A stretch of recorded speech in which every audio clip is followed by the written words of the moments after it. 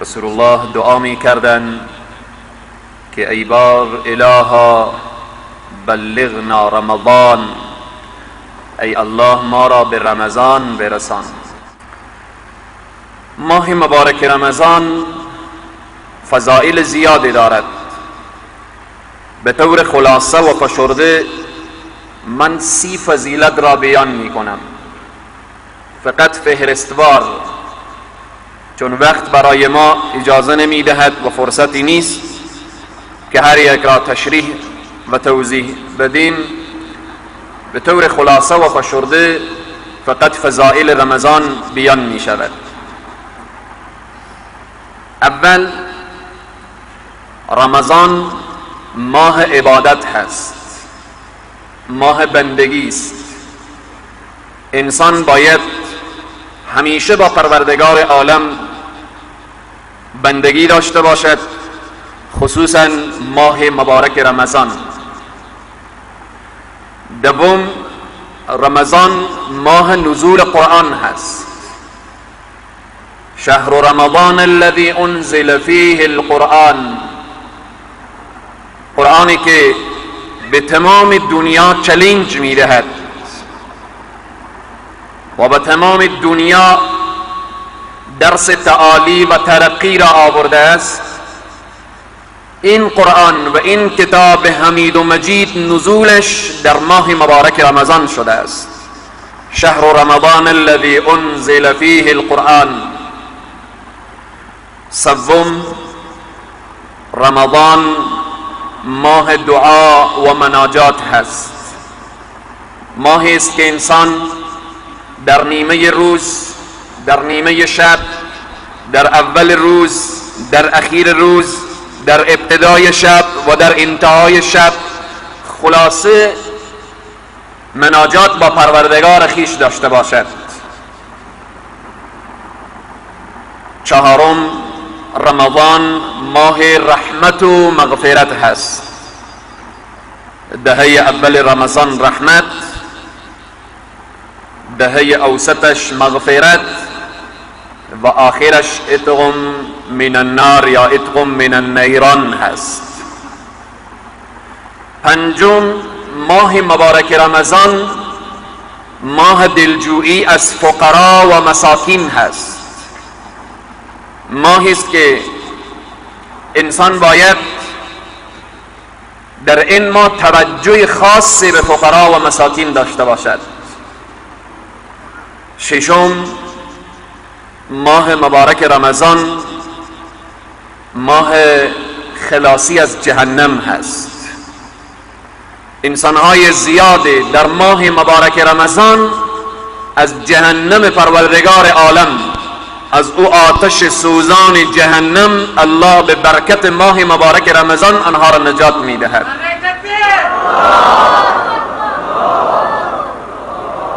رمضان هفتم، رمضان ماه زدودن زنگارهای معصیت هست. این دلی که به 11 ماه از اثر گناه به معصیت آلوده شده است، رمضان ماهی است که این آلودگی ها را دور می سازد، این زنگارها را دور می سازد. هشتم، رمضان ماه جلا بخشیدن قلب هاست. رمضان هست که با تلاوت قرآن در رمضان و با دعا و نیایش در رمضان و توجه خاص به پروردگار عالم، این قلبی که در 11 ماه جلا و زیباییش گرفته شده بود، ماه رمضان ماه جلا بخشیدن قلب هاست. نهم، رمضان ماه آموختن تقواست. رمضان یک پهنتون هست. وقتی در این پهنتون انسان داخل می شود، برای شاگردان خود این مکتب درس تقوا را می دهد. قرآن اشاره می کند کتب علیکم الصیام کما کتب علی الذین من قبلکم لعلکم تتقون. پس رمضان ماه آموختن تقوا هست. وقتی تقوا در زندگی انسان آمد، خدا ترسی در زندگی انسان آمد، انسان خوشبخت دنیا و آخرت می شود. تقوا هست که انسان را در دنیا و آخرت سرفراز و سربلند می کند. تقوا هست که بهشت پروردگار عالم، زیر سایه عرش پروردگار عالم و لقای پروردگار عالم را نصیب انسان می گرداند.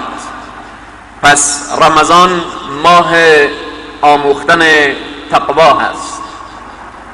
دهم، رمضان ماه به دست آوردن رضایت الله سبحانه و تعالی است.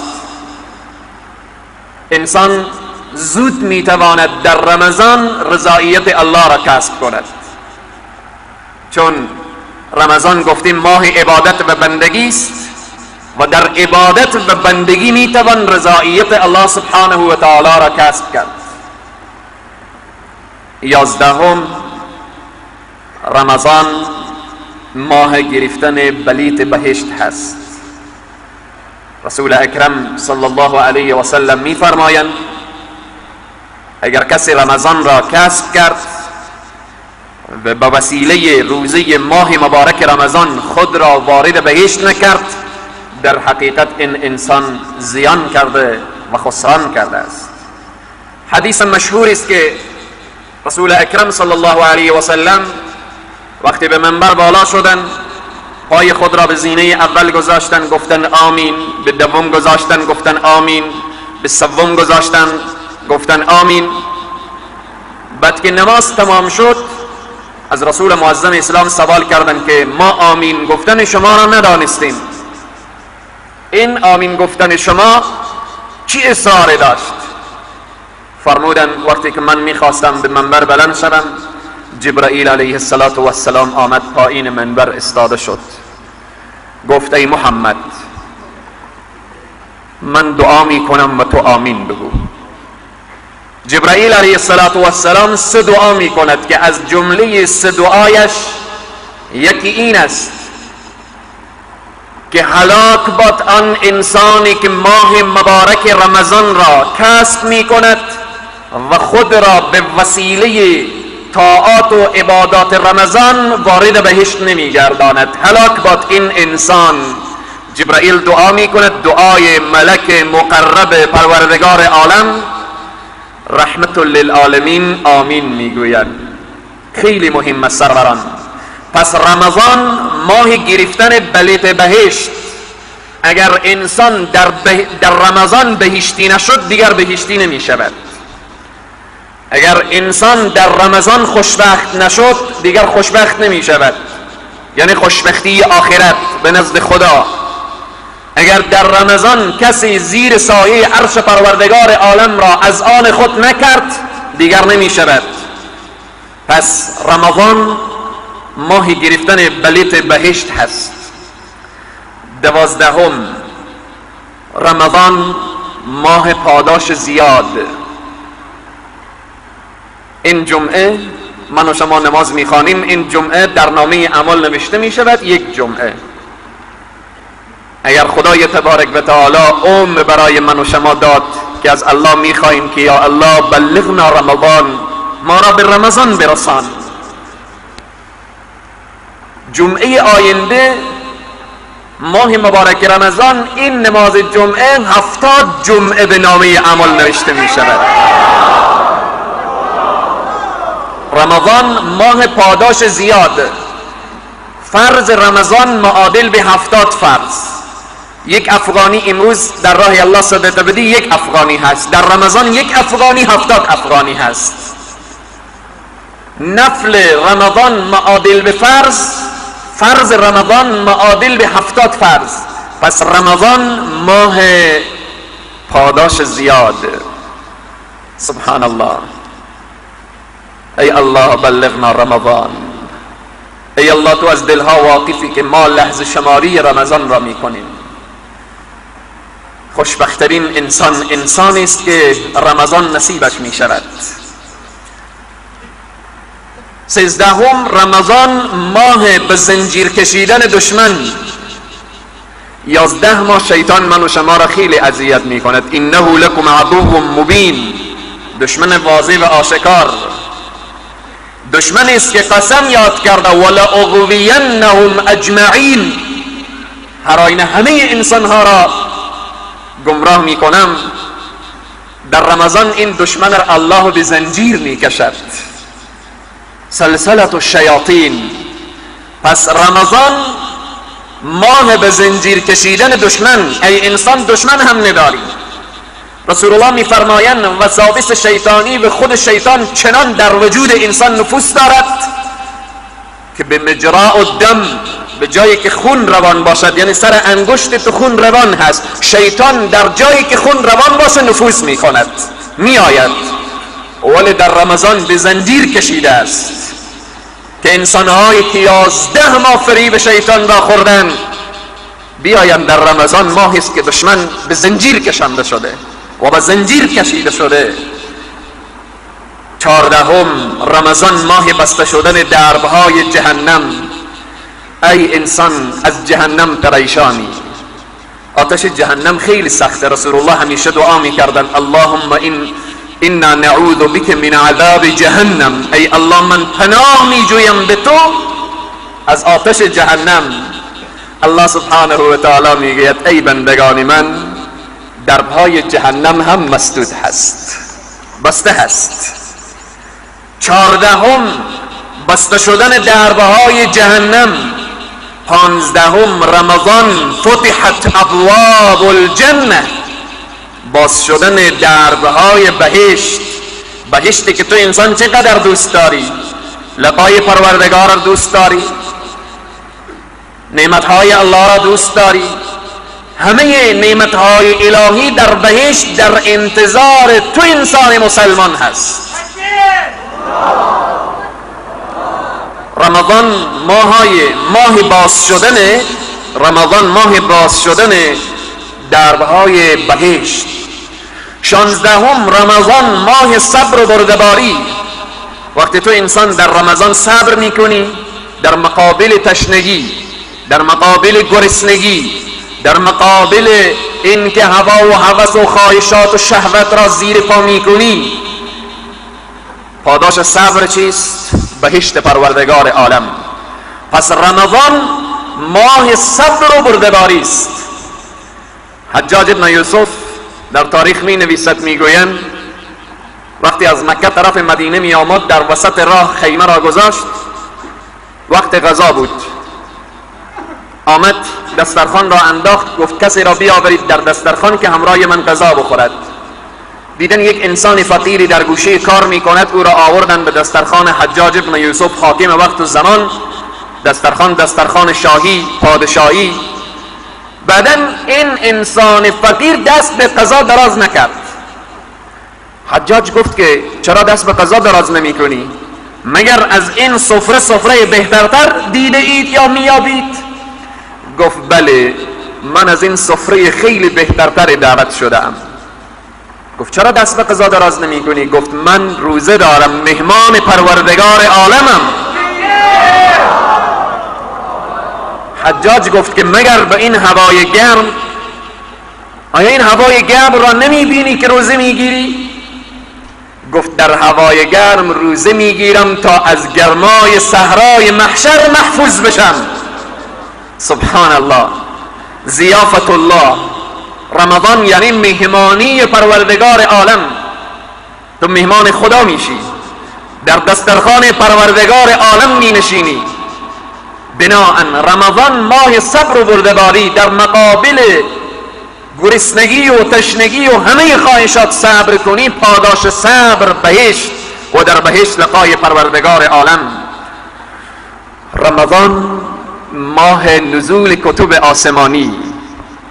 همه کتب آسمانی در رمضان نازل می شود، نه تنها قرآن، تورات و زبور و انجیل و صحفی که صحف ابراهیمی و سایر انبیاء در ماه مبارک رمضان. رمضان ماهی است که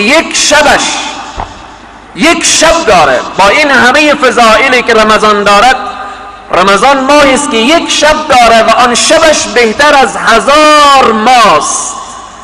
اینا فضائل رمضان هست که من فهرستوار بیان میکنم که آن شب قدر است.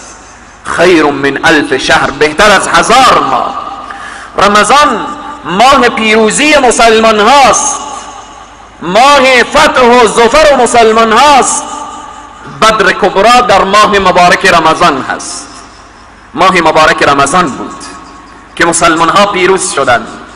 فتح مکه در ماه مبارک رمضان و سایر فتوحاتی که مسلمان ها داشتن اکثرا در ماه مبارک رمضان صورت میگیرد. دعا میکنیم بار الها پروردگارا، ماه رمضان ماه فتح و ظفر و پیروزی است. ای الله فتح و ظفر و پیروزی و کامیابی را نصیب همه مسلمان ها بگردان. رمضان ماه دل به دست آوردن هست. اول دل خود، این دلی که به 11 ماه آلوده شده این را به دست بگیر. هر آنچه که غیر الله است بیرون کن و این دل را پاک بگردان به ذات اقدس الهی و بعداً دل دیگران را به وسیله انفاق به دست بگیر. پس رمضان ماه دل به دست آوردن هست. 22 رمضان ماه شب زنده‌داری است و بالاسحار هم یستغفرون. در غیر رمضان انسانهای معدود، انگشت شمار، خیلی کم نسبت به کتله عظیم و بزرگ امت اسلامی، خیلی کم هست که شب زنده‌داری مسلمان ها داشته باشند. ولی این فرصت در رمضان هست که همه شب زنده‌داری دارن، همه سحرخیزی دارن، زن و مرد. پس رمضان ماه شب زنده‌داری است و بالاسحار هم یستغفرون. دوستان خدا به سحرگاه ها استغفار میکنند. هر کس که در سحر برمیخیزد میشود محبوب پروردگار عالم. شب خیز که عاشقان به شب راست کنند. این فضیلت در ماه مبارک رمضان و این نعمت نصیب همه در ماه مبارک رمضان می شود. 24 و 23 رمضان ماه تجارت با الله سبحانه و تعالی. انسان ها معامله می کنند در رمضان با ذات اقدس الهی.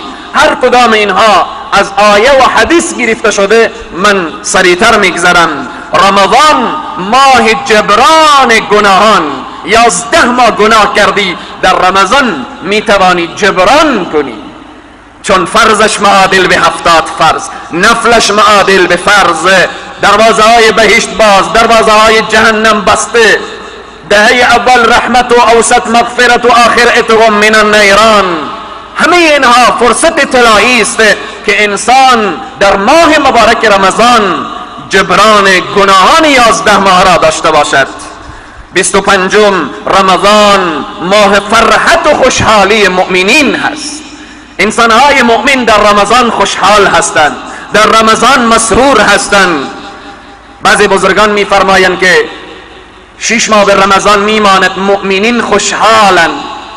وقتی رمضان تمام میشه 6 ماه مسلمانان واقعی غمگین هستند که چرا این نعمت عظیم و بزرگ را ما قدرش را ندانستیم. 26 رمضان ماه توبه و انابت هست. 27 رمضان ماه ترحم و شفقت هست. 28 رمضان ماهی است که هر شب از شب اول تا اخیر رمضان هر شب منادی از آسمان صدا می کند. هر شب صدا می کند ای کسانی که خواهان نیکی و خوبی هستید، ای کسانی که خواهان عفو و بخشش هستید، ای کسانی که خواهان بهشت و لقای پروردگار هستید، مژده برای شما صائمین رمضان. این منادی هر شب صدا می کند. سبحان الله، این منادی برای من و تو صدا می کند هر شب، نه یک شب دو شب. از شب اول رمضان تا شب اخیر رمضان صدا می کند که ای بندگان، ای محبوبان پروردگار عالم، صدا می کند که اگر عفو می خواهید، اگر بخشش میخواهید، اگر خوبی و نیکی میخواهید، مژده برای شما، همه اینها به سراغ شما می آید. 29 رمضان ماه خوبی هاست، ماه خوبی است. رمضان ماهی است که باید بندگان الله سبحانه و تعالی با همدیگر خوبی داشته باشند. پروردگار در این ماه دروازه های رحمت به سوی بندگان باز می کند و بندگان هم باید با بندگان الله سبحانه و تعالی در این ماه خوبی داشته باشند. 30 فضائل 30 رمضان ماه عدل و عدالت هست. اگر فقیری، اگر غنی، اگر زنی، به مردی، عربی، عجمی، وقتی تحت تکلیف بودی باید از ابتدای روز، از صبح صادق تا غروب آفتاب، باید این آب سردی که همه روز می نوشیدی و این غذاهای رنگارنگی که هر روز تناول می کردی، باید متوجه باشی که دست به قضا و لب به آب و متوجه خواهشات و شهوات و اینها باشید. این عدل و عدالت هست، ماه عدل و عدالت و مساوات. فقیر اگر غذا نداشت، امروز باید غنی از حال فقیر واقف شود. امروز غنی باید از حال گرسنه و تشنه واقف شود. امروز باید تو انسانی که هر روز دروازه یخچال و ثلاجه را باز می کردی و آب سرد را بر می داشتی می نوشیدی که این آب سرد در گرمای روز چقدر لذت داره و امروز نوشیده نمیتنی، به امر پروردگار عالم یاد تو از او فقیری بیاید که آب سرد ندارد، یاد تو از فقیری بیاید که دسترخوان رنگارنگ ندارد، یاد تو از فقیری بیاید که غذاهای گوناگونی که تو هر روز تناول می کردی او ندارد. امروز درد فقیر برای تو نمایان می شود. پس رمضان ماه عدل و مساوات هست. خلاصه رمضان و روزه رمضان شافی روز جزا هست. رسول الله می فرمایند به صحرای محشر روزه ماه مبارک رمضان می آید، تو انسانی که به خاطر الله روزه میگیری و روزه گرفتی، این روزه می آید به صحرای محشر شفیع تو مسلمان می شود. شفیع تو انسانی که با این هوای گرم تو قصد روزه و اراده روزه را داری، روزه رمضان شفیع تو انسان می شود. بار الها پروردگارا روزه ماه مبارک رمضان را شفیع همه ما بگردان. سروران عزیز و بزرگوار، این به طور خلاصه و فشرده فهرستوار فضائل ماه مبارک رمضان، ماه رحمت و مغفرت و عتق من النیران، این مهمان عزیزی که آهسته آهسته به ما نزدیک می شود. اگر خدا بخواهد ان شاء الله روز سه‌شنبه اول ماه مبارک رمضان 2 روز دیگه به این مهمان عزیز مانده که ما باید از این مهمان خوب استقبال بکنیم. سروران عزیز، این مهمان به ما هدیه ها دارد، این مهمان تحفه های ارزشمند دارد. وقتی مهمان به ما میآید تحفه بیاورد، چقدر او را استقبال میکنیم. این مهمان تحفه داره که یک شبش بهتر از 1000 ماه است. این مهمان تحفه داره که دروازه های جهنم را مسدود کرده و دروازه های بهشت را باز کرده. این مهمان همراه خود رحمت پروردگار عالم، مغفرت پروردگار عالم و نجات از آتش جهنم را همراه خود داره. این مهمان است که هر شب منادی داره که صدا میکنه ای انسان ها چی میخواهید از رب العالمین؟ پس این مهمان خیلی تحفه های ارزشمند با خود داره. انتظار بکشید و این دعا را کنید که ای الله بلغنا رمضان، باور کنید که من پریشانم. هر کدام ما باید این پریشانی را داشته باشید که ای الله مرگ به سراغ ما نیایه که ما رمضان را ببینیم و درک کنیم، از فضایل رمضان استفاده کنیم. خوشبخترین انسان است که رمضان را در میابه. رسول الله با او همه عظمت و بزرگی دعا می کردن اللهم بلغنا رمضان، ای الله ما را به رمضان برسان. سروران عزیز و بزرگوار، از این مهمان استقبال کنید، پذیرایی کنید، از این مهمان درست و صحیح پذیرایی کنید. شما مهمانان الله هستید که در ماه مبارک رمضان به دسترخوان بلا کیف الله شما می نشینید. این ماه عزیز هست که الله نصیب همه ما و شما بگرداند. صلوات ختم بفرمایید.